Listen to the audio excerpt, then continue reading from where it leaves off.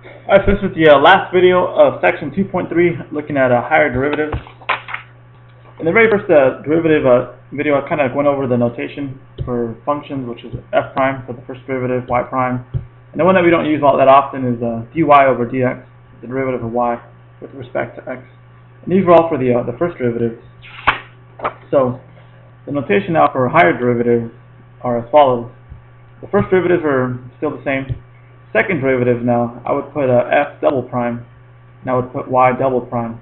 And the derivative that we don't use as often, but we'll use every once in a while, the dy over dx, this becomes now d2y over a dx squared. Third derivative would be f triple prime, y triple prime, and this would be a d3y over dx cubed.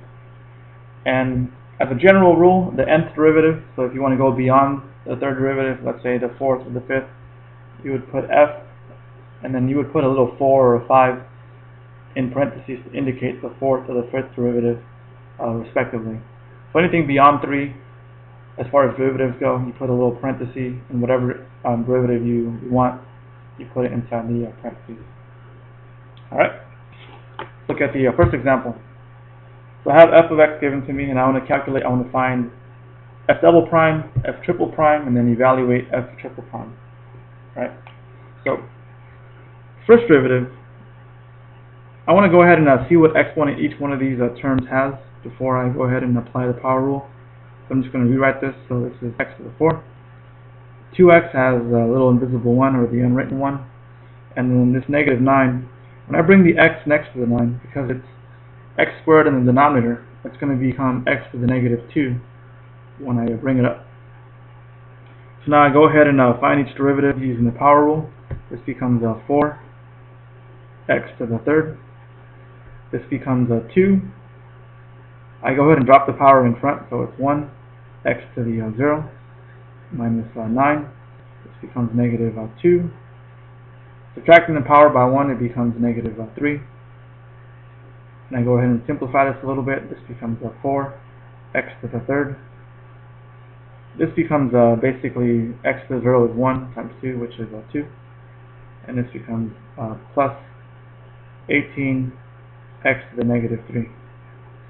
Now I want to keep this the way it is because I have to find more derivatives. So I want to be able to see what exponent it has. So I'm going to keep it as x to the negative 3 for that term.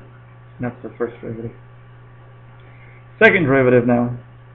Again, I go ahead and apply the constant multiple rule. So it's 4 3x squared. The derivative of 2, which is a constant, becomes 0.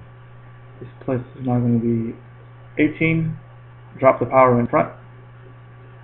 X to the, subtract the power by 1, so x to the negative 4. Simplifying this some more, this becomes now 12 x squared. I multiply 18 and negative 3 and get negative 54 x to the negative 4. And that's my second derivative. Okay. Now it asks for the third derivative, so I have to do this one more time. F triple prime x is going to be 12 2x to the first power. This is now going to be plus 54 times 4 is 216 x to the negative fifth. So this becomes 24x and then plus 216 x to the fifth. I don't have to find any further derivatives, so I go back to putting it in terms of positive exponents because I started with positive exponents. So this will be my third derivative. Right. Now it also wanted me to evaluate the third derivative at negative 1, so all I have to do is plug in negative 1 into this. F triple prime of negative 1 is going to give me 24 times negative 1. 216 negative 1 to the fifth. This becomes negative 24. I'm raising a negative 1 to an odd power, so it remains negative, so it's going to be minus 216. And this simplifies to be negative 240. So this will be my third derivative evaluated at negative 1 is negative 240. Alright. Going over now the next example. So I have a product of x squared times e to the x, and I want to go ahead and calculate the second derivative to this. So because it's a product, I have to use a product rule, so you can kind of think of this as f and this one as g.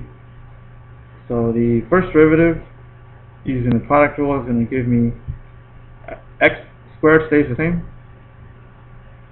The derivative now of e to the x is itself e to the x, plus e to the x stays the same. And now the derivative of this term, x squared, using the power rule is going to be 2x. Now, for the next derivative, I have a product on this term and a product on this term, so I have to use the product rule twice. Because I'm multiplying these two, so I have to use the product rule. Multiplying these two, I'm using the product rule. So d2y over dx squared. So this product rule, if you kind of think of it as f and g, this is going to give me x squared stays the same. The derivative of e to the x is itself e to the x, plus e to the x stays the same, and the derivative of x squared is again going to be 2x. Alright, so all of this is the derivative to this term. Alright, so this is the derivative to that. Since I'm adding, I'm going to add the respective derivatives, so plus.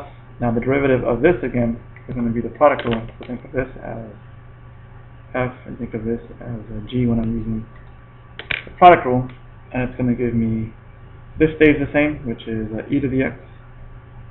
The derivative of 2x is going to be 2x to the, well, the power is 1, so if I subtract 1, it's going to be x to the 0, plus 2x stays the same. And now the derivative of e is itself e to the x. And all this is the respective derivative to this piece. We kind of line these up over here.